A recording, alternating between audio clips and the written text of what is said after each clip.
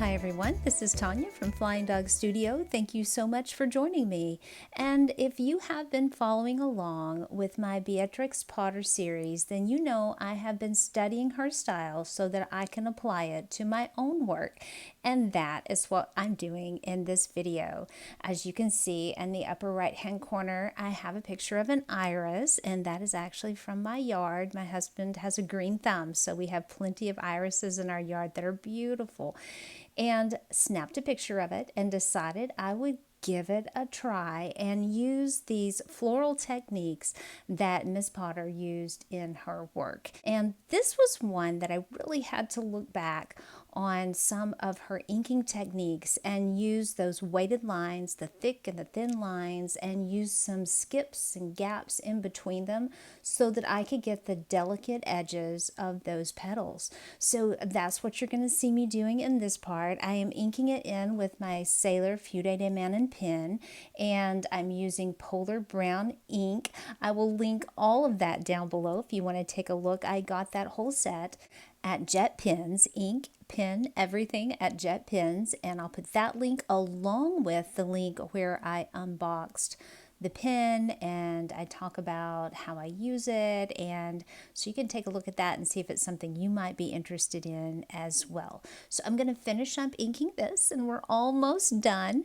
Then we're going to start in with the next step, and if you've been following along, if you haven't, we are going to use tea. Now this was a blueberry green tea bag that I had left over. So it was from my tea that afternoon, and it was kind of weak because I had made my tea with it.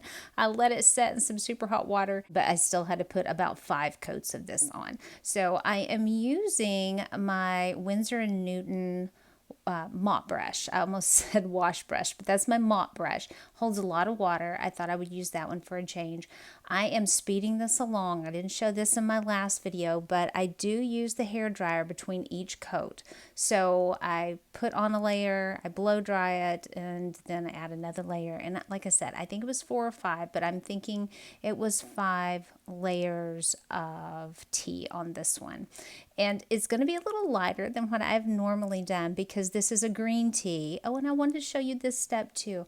I decided to use some washi tape and blow dry it down because the washi tape really doesn't hold very well when you're trying to paint, but it will hold it down to my desk long enough for me to blow dry it, and that kind of flattens it out and gets us ready for this step, which is the painting step. So let's take a look at the supplies I have. I have 1 glass of water, and then I have my Winsor Newton. This is their 1/2 inch 1-step brush. That was a new brush, a flat brush for me. Then I have my 2 round brushes from Royal and Langnickel Zen series, the size 8 and the size 2. Have my little palette there. I have a microfiber cloth. And these are my Winsor & Newton watercolor paints. And I'll link down below where I opened that set when it was new. I don't like the palette that it came in. It's a travel set. I didn't like that, so I put it in my own thing because it works better for displaying on here. So we're going to start with a little French ultramarine. That's our first color, and we're going to have a very limited palette. Spoiler alert, I'll tell you that up front. And you'll notice that I put some water down in my palette first, and that is so I can get some of the color put over onto the palette, and it will spread it out, and I don't waste a lot of the product because when you go back and forth and you have to rinse your brush, you're always rinsing away product. But if you put water down first, that allows you to get a good puddle of that color and you don't waste a lot. So I'm mixing those two together, that alizarin crimson. I liked that with the French ultramarine blue for the purple in the flower, and you'll notice I'm using that 1/2 inch Winsor & Newton brush. And normally, if you watch my videos, you know I always use that size 8 round from the Royal and Langnickel. That is my favorite brush to use. But these were bigger petals than what I normally paint for the Beatrix Potter stuff, and I thought, I think I might just want to use a bigger brush. So that's what I did here. Plus it's a flat brush, so that allowed me to spread the color out a little bit better. The only thing that I'm really going to have a learning curve on is that this brush does not hold as much water as my size 8 round in the Royal Inling nickel, so I did have to load this a little bit more with water before I got into my color, which is not what I normally do when I'm working on Beatrix Potter's style. Normally, I like only to have the water that's on the palette and very little water in my brush. For me, it seems as if she is using more of a dry brush technique, but since I'm covering a large space and this brush doesn't hold a lot of water, which is why I found myself reaching for that water cup quite a bit. Overall though, I enjoyed using the brush. I will definitely be using it again. You can, as you can see, you can use the corner of the brush, the end of it, the tip there, to get into all of those little tight areas and move that paint around. I am used to using that size 8 round, so it was hard for me to remember, don't hold it perpendicular to the paper. We're not doing the tip of a round brush, we're doing the side of a flat brush. But I think I'm going to enjoy learning how to use this brush a little bit more in my work. So I'm going to keep layering all of this on. In the last video, I believe it was the last video, I did everything in one shot. We didn't have multiple coats, we just had one. On this one, I'm going to go back to layering as I did in some of the previous videos of her work. So I'm going to hop off and let you watch me work, and I'll hop back on in a minute and talk a bit more.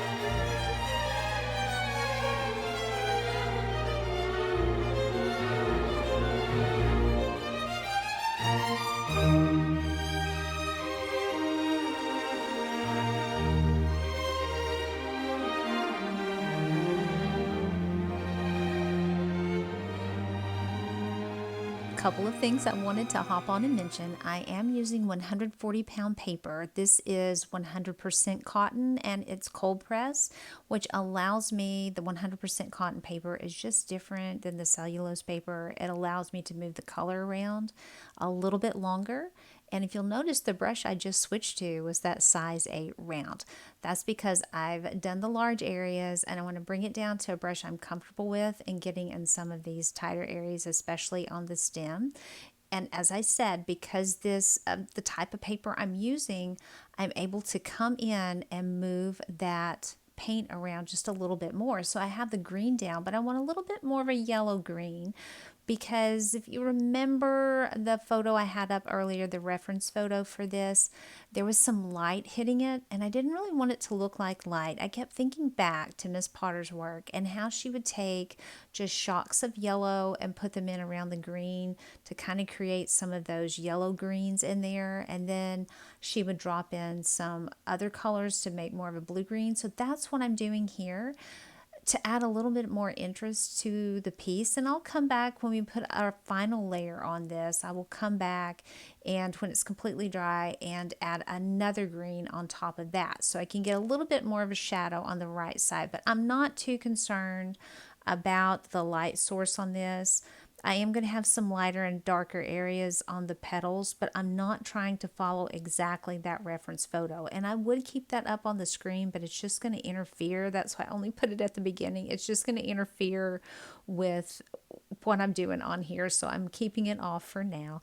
If you would like for me to put that photo up on my blog, I will do that for you, and I can also put my drawing up if you'd like for me to do that. If you want to paint along with this, just let me know down in the comments and I'll be happy to put that up there. I never know how many of you guys are actually following along and trying to paint with me, or you just want to see the materials I use. But if you want to paint this, I'll be happy to put a drawing up there. I'll do it on Procreate, so it will be a nice thick line drawing that you can draw by, but it will look like mine. And then you can, if you want to use a Lightbox, you can trace it like that. I can put a link down below so you can see how you can use an iPad. If you have an iPad, how you can turn that into a Lightbox. But I can put those down there for you. Just let me know in the comments. So I'm going to hop back off and I'll hop back on in a second.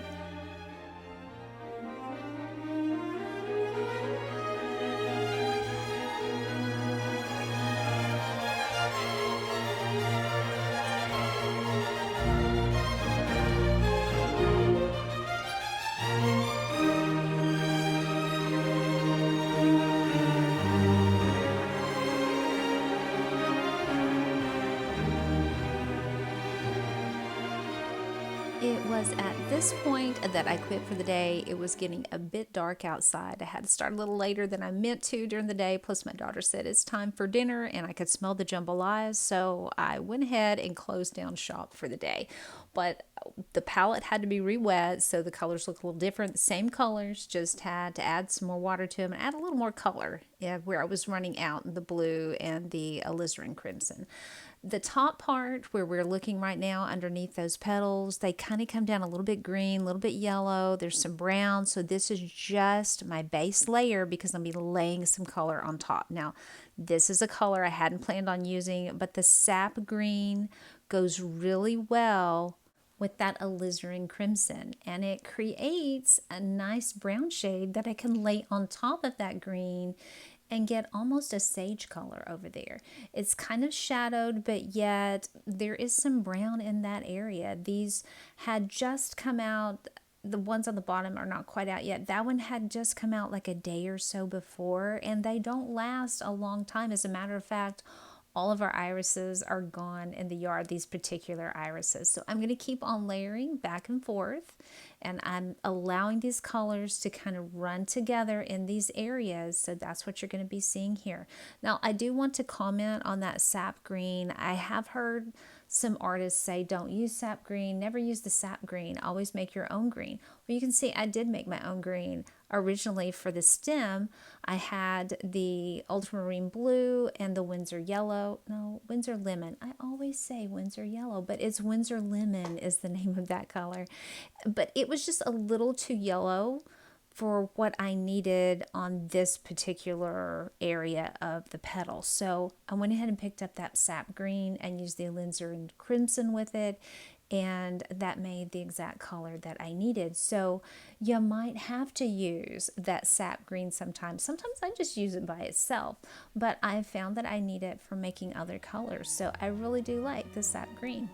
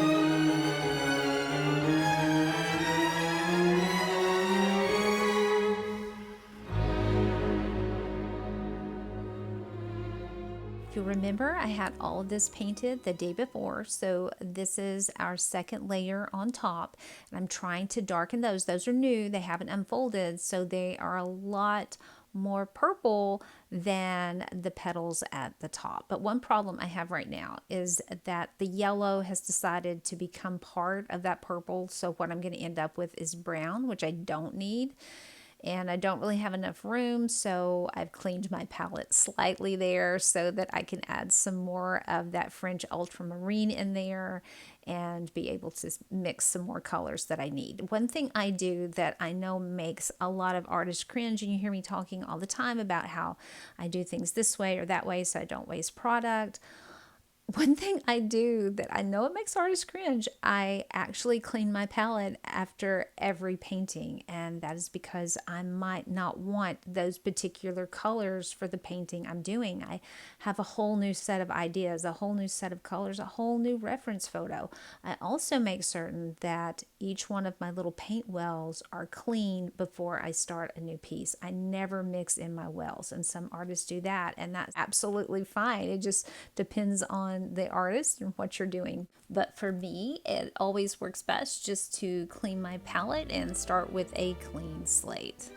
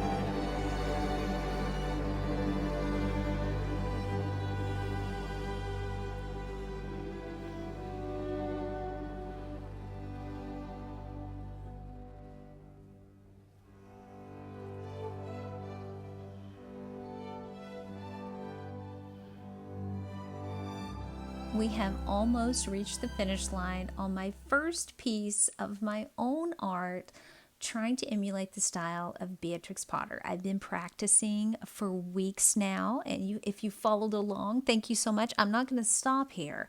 I'm going to try some more pieces of my own to emulate her art. Plus, she has more styles that I want to learn. So keep tuning back in because I'm going to keep trying. One thing on this that I think was a bit different than Miss Potter's work, mine is more vibrant. And I'm sure that has several factors that come into play. First of all, I'm not using the same paints. And secondly, she had some age on her pieces and mine's brand new. If we could see her work when she first finished a piece, it might look as vibrant as what mine looks on this one. I don't know, but this is what I can do with the stuff that I have. And when I'm trying to do her pieces, when I'm looking at her work, I'm trying to match the color. But on this, I'm looking at my own picture. I'm looking at my own reference, and I'm matching the color on that. I'm not trying to dull it down. So let me know in the comments below, have you tried to work on some Beatrix Potter stuff? And also, if you would like, remember, if you would like this photo, if you want me to put it on my blog, if you want me to put my drawing up on the blog, let me know in the comments below, and I'll be happy to put that link in the description and get that up on the blog. But thank you so much for being here. I'm always happy when you guys come, when you comment, when you share. I love it. We are a community that works together and learning new things. I will be doing some more of these, as I said, and I also will be doing some of my Impressionist art in my sketchbook. I hope you'll tune in for some of those, but until then, I will see you in the next one.